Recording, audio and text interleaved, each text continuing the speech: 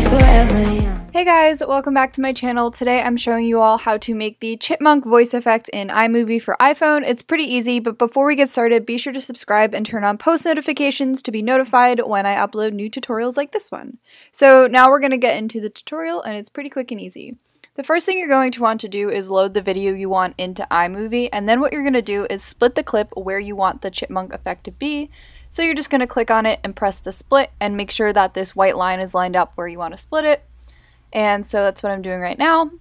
Once I have it split, I'm going to click on the clip so it's highlighted in yellow, and I'm going to go to the speed option, and I'm going to change it to, I'm going to detach the audio first by clicking on the audio clip, and then I'm going to change the speed to 1 1/4 so that when it plays, the audio is a little bit faster, so it doesn't look that weird, but it has that chipmunk effect. So I hope you guys enjoy this tutorial and that it helped. Be sure to subscribe, and I'll see you guys in my next one. Bye guys!